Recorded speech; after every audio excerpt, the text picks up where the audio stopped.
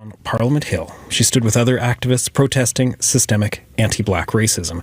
Together, they're calling for the Government of Canada to create targeted anti-black racism legislation. And they want to start by tackling it in 4 key areas: employment, education, the justice system, and mental health care. Vanessa is here with me in studio. She leads the group Black People United for Change. Hi, Vanessa.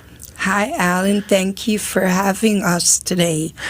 Let's start with equality before and under the law, guaranteed in the Charter of Rights and Freedoms, which in theory includes Black Canadians. Why do you want to see legislation specifically for Black Canadians? Where are the gaps right now? Okay, because the shortcomings of the Canadian government in terms of Black Canadian, it hasn't just been a recent thing. It's been ongoing since 1793 that we face segregated schools, being prohibited from attending certain educational institutions. Black women were forbidden from becoming nurses in Canada. There's over-policing in the Black communities. Oftentimes when Black people succumb to injuries because of excessive physical force by law enforcement, it always has the same outcome: found not guilty, or they're acting within the parameters of, and it's like there's no accountability when we face anti-Black racism in Canada. Let's start with that, because one of your demands is having a national requirement to collect and publish race-based policing data. There are some police services, like Ottawa Police Service, they have already adopted that practice. But why do you want to see it as a national requirement across the country? Because what we did today at the demonstration, it's not only Canadians based in Ontario, but in every single province and territory. Black Canadians face microaggression, racial profiling by the police, and they're subject to physical violence a lot of times more so than any other ethnic group. And it's statistically proven. It's not an assumption, or it's proven by Statistics Canada. But it's something that we already know is existing, that is prevalent in Canada, and now we're ready to actually do something about it. We would like something done about it, Alan.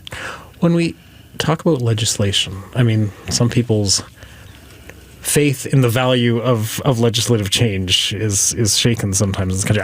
The government passed legislation in 2022 to fight anti-Semitism, for instance, specifically denial of the Holocaust. Despite those efforts, we have seen a rise in anti-Semitism. We've seen that occur in the country. Why do you have faith in legislation as the tool to combat anti-Black racism? You're right, and I'm going to quote the late, great Martin Luther King Jr. Martin Luther King Jr. says, "The law can't stop a man from hating me. However, the law can restrain the heartless." That means you're going to face racism, you're going to face discrimination, not just Black people, but as a whole. The law they don't have a guardian angel on everybody's shoulder. However, in certain sectors of society, you are prohibited from engaging in anti-Semitism. We don't have that protection within the Black community because there's no accountability afterwards. There's no law in the book of legislation that is specific to Black Canadians, the way there is for our LGBTQ community and the Jewish community and the Indigenous. And why I wouldn't say it's a matter of faith, why I know that it can be done. In 1996, the Human Rights Act was rewritten because of homophobic experience faced by the LGBTQ community.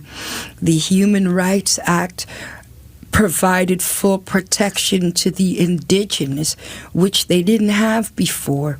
And then, as you mentioned, we now have anti-Semitism laws against that if you're found to be minimizing the Holocaust, you can be punishable by the law. We don't have that. As a separate legislation dealing with anti-Black racism in particular. You also have demands about making the justice system easier to navigate for Black Canadians, more transparent. Talk to me about that, because you want this trained justice navigators from Black communities. Tell me about that. Well, I'm going to rely on what people want the most, evidence, right? So if there is evidence and proven statistics conducted through research, even the Human Rights Commission has stood up and said, yes, anti-Black racism exists in Canada. It's prevalent in Canada. It's not a question as to whether or not it exists.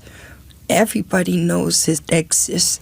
The painful reality of that, Black people feel it the most in Canada, because we know that a police officer can, step over their boundaries, call us names, take our lives, be overly aggressive, do racial profiling. But I'm just wanting to know about these justice navigators. What would their role be? What would you want to see them doing? That those from the police, law enforcement, that they be held accountable. It won't happen to certain groups.